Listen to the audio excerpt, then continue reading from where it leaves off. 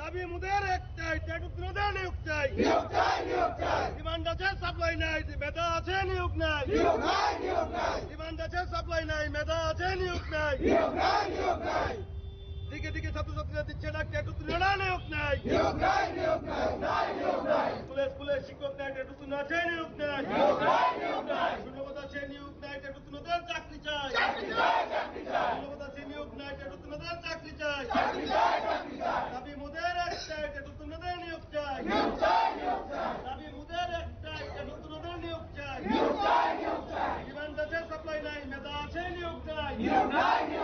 Demand আছে, supply নাই, মেধা আছে, নিয়োগ নাই। আমরা এখন গেছি স্যারের সাথে, ডাইরেক্টর স্যারের সাথে কথা করার লেগা, দেখা করার লেগা। স্যার আমরা সাথে দেখা করছেন না।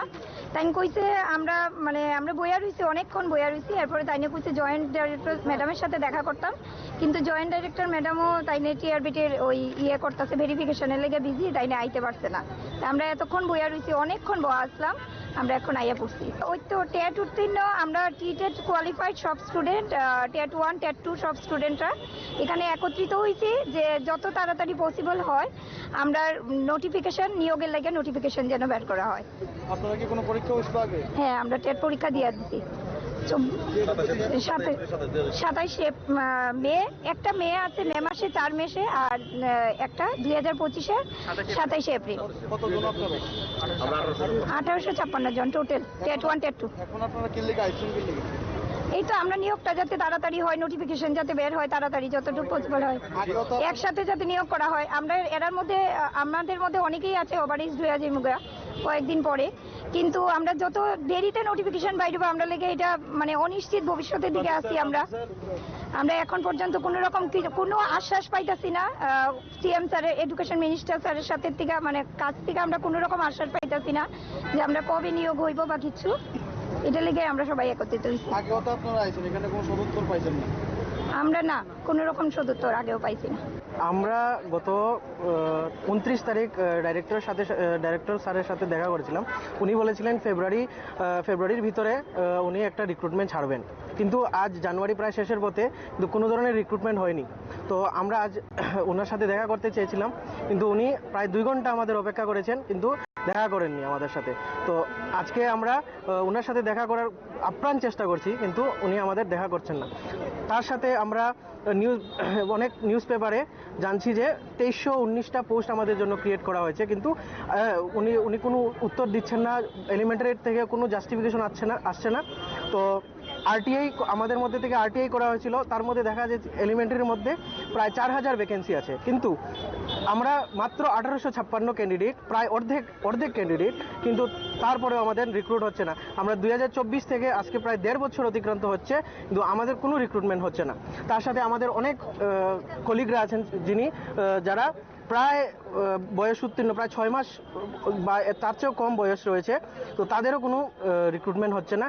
তো এই নিয়ে সবার কাছে আমাদের দাবি যে আমাদের অতি সত্বর যাতে আমাদের পোস্ট ক্রিয়েট করা হয় আর আমাদের রিক্রুটমেন্ট করা হয়, যাতে যাদের ওল্ড এজ ওভার হচ্ছে তাদের যাতে তাড়াতাড়ি রিক্রুটমেন্ট প্রসেসটা স্টার্ট হয়ে যায়।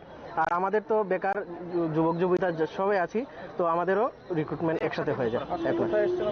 আমরা এলিমেন্টারিতে এসেছি প্রায় 11:30 নাগাদ, কিন্তু এখন বেজে গেছে প্রায় 1:30। এখন অবধি কোনো অফিসার আমাদের সাথে দেখা করেনি।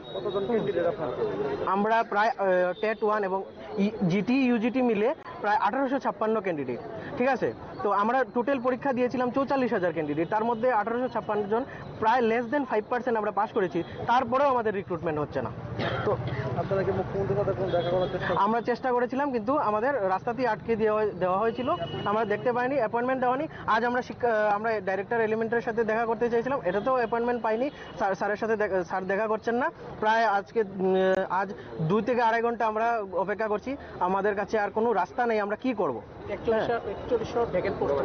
হ্যাঁ, আমাদের প্রায় আরটিআই করার মাধ্যমে আমরা জানলাম যে 4000-এর উপরে আমাদের ভ্যাকেন্ট পোস্ট আছে, কিন্তু আমাদের কোনো রিক্রুটমেন্ট হচ্ছে না। এখন আমরা ভেবে পাচ্ছি না কি করব, কারণ আমাদের সাথে কোনো কমিউনিকেশন তারা করছে না। যে কবে নাগাদ রিক্রুটমেন্ট হবে, 1.5 বছরের উপর হয়ে গেল, কবে নাগাদ রিক্রুটমেন্ট হবে? আমরা কোনো আশ্বাস পাচ্ছি না যে কবে হবে। হ্যাঁ, আমরা কি এইভাবে বসে থাকবো টেট পাস করে? আমাদের কোনো আমরা কি অন্য কোনো কিছু যে জবও তো করতে পারছি না। আমাদের কোনো একটা উত্তর দিক যে আমাদের রিক্রুটমেন্ট করা হবে না, তাহলে তো আমরা অন্য বিকল্প রাস্তাতে আমরা চলে যাই। আমাদের কি হবে? ওইটাই আমাদের সিএম স্যারের কাছেও আবেদন আর ডাইরেক্টরের সাথে আবেদন যে আমাদের সাথে কি হবে, আমাদের বলে দিক যে আমাদের রিক্রুটমেন্ট হবে না, তাহলে আমরা বিকল্প রাস্তাতে চলে যাই। ঠিক আছে? আপনার পরীক্ষা কবে দিয়েছেন? আমরা পরীক্ষা নোটিফিকেশন বেরিয়েছিল 2024 সালে, আমরা পরীক্ষা দেই এপ্রিল মাসে। হ্যাঁ, আজ 1 বছরের উপরে আমাদের সার্টিফিকেট পেয়ে কিন্তু আমরা রিক্রুটমেন্ট পাচ্ছি না। তো আমি সাথে এটাও বলে দিই 2022 সালে আমাদের রিক্রুটমেন্ট হয়েছিল, তার জয়েনিং লেটার ওরা পেয়েছে 2025 সালের জুন মাসে, মানে 3.5 বছর পরে ওরা জয়েনিং পেয়েছে। তো আমরাও তো সেই পথেই এগোচ্ছি। এলিমেন্টারি স্যার তো এইভাবেই চাচ্ছে যে আমাদেরও 3.5 বছর বা 4 বছর পরে দেবে। তো আমাদের কি হবে? ওইটা এইখানের মধ্যে অনেক 40-45 জন আমি চিনি, 40 থেকে 45 জন আছে, ওদের লেস দেন 6 মান্থ তাদের এইজ আছে। হ্যাঁ, অনেক তো ওভারেজ হচ্ছে। এরা এখন তো অ্যাপ্লিকেশনই করতে পারবে না যদি নোটিফিকেশন দিলে। তো সিএম স্যারের কাছে, ডাইরেক্টরের সাথে আমাদের করজোড়ে নিবেদন যে আমাদের তাড়াতাড়ি রিক্রুটমেন্ট যাতে হয়ে যায়। নোটিফিকেশন দেওয়া হয়েছিল আমাদের টেট পরীক্ষার, টেট 1 এবং টেট 2 মিলিয়ে 2025-এর এপ্রিল মাসে আমরা পরীক্ষা দিয়েছিলাম। মোট আমরা অ্যাপ্রক্সিমেট আমরা 44,000 ক্যান্ডিডেট ছিলাম, তার মধ্য থেকে আমরা পাস করেছি 1856 জন। আমাদের এবছরের ভেরিফিকেশন টিআরবিটির হিস্ট্রিতে এরকম কঠিন ভেরিফিকেশন কোনো বছর হয়নি। ভেরিফিকেশনে আমাদেরকে অনেক হয়রানি করা হয়েছে। আমরা তারপরে ভেরিফিকেশন কমপ্লিট করে আমরা সার্টিফিকেট পেয়ে এখন আমরা 1856 জন ক্যান্ডিডেট রয়েছি।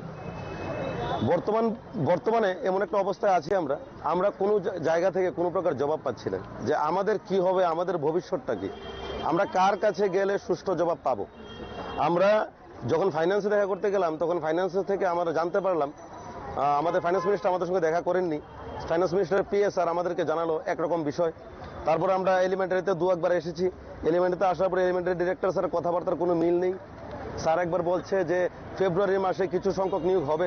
এটা একদম আপনাদের নিউজ চ্যানেলের সামনে উনি বলেছিলেন যে ফেব্রুয়ারি মাসে কিছু সংখ্যক নিয়োগ, জানুয়ারি মাসে ফেব্রুয়ারি মাসে কিছু সংখ্যক নিয়োগ হবে, যার কোনো হদিশ এখন আমরা পাচ্ছি না।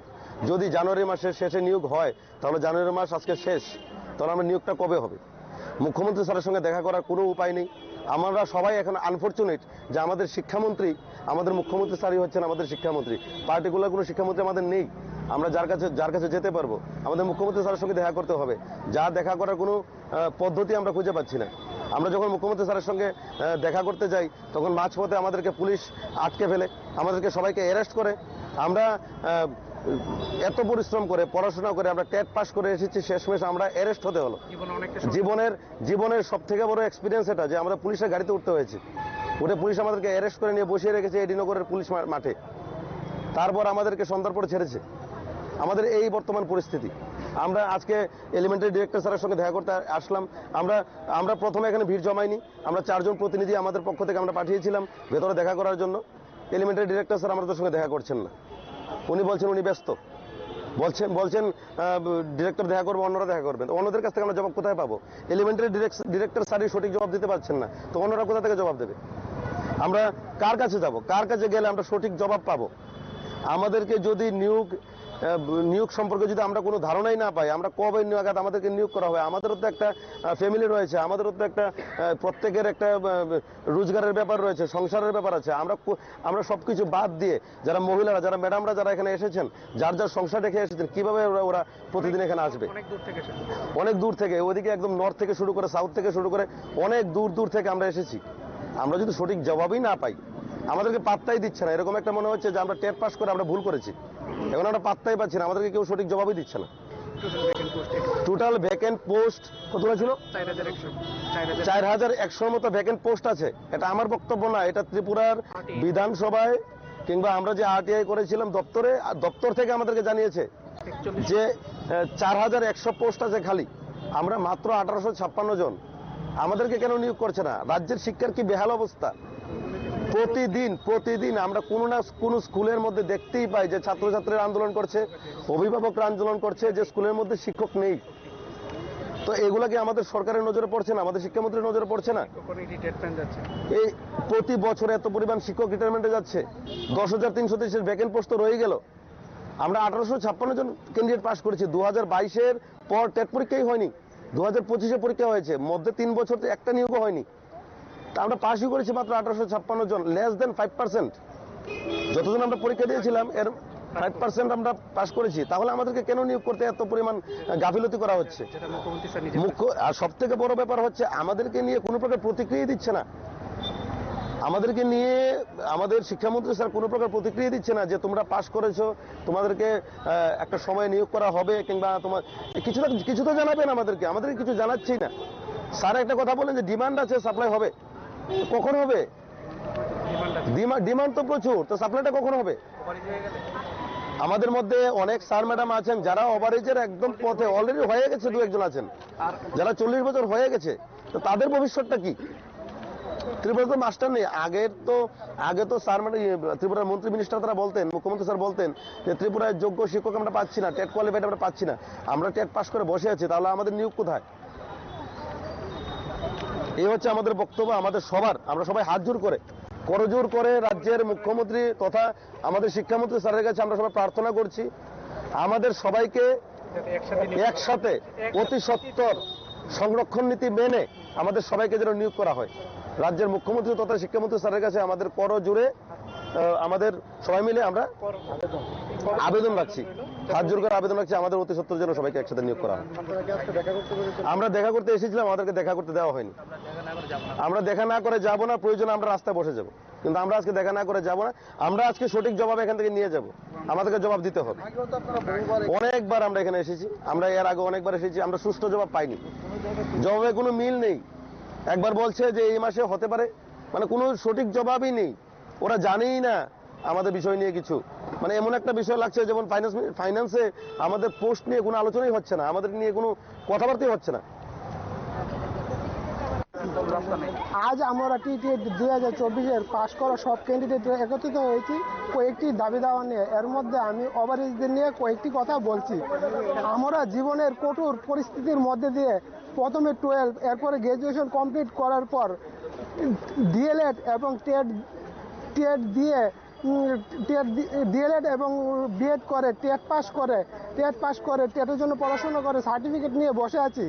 তো কোনো নিয়োগ নীতি নেই। যেটা 2024 সালে পরীক্ষা হয়েছিল, এখন 2026 সাল চলছে, কোনো নিয়োগ নীতি নেই। আমরা ওভারএজ হয়ে যাচ্ছি, জাস্ট কয়েকটা দিন হাতে বাকি।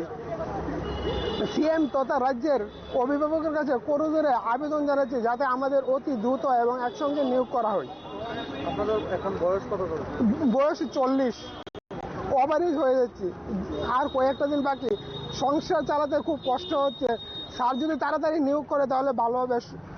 পারিবারিক দিক দিয়ে খুব অসুবিধার মধ্যে আছি, বউ বাচ্চা নিয়ে খুব কাইসের মধ্যে আছি। স্যার যদি অতি তাড়াতাড়ি নিয়োগ করে তাহলে উপকৃত হবে।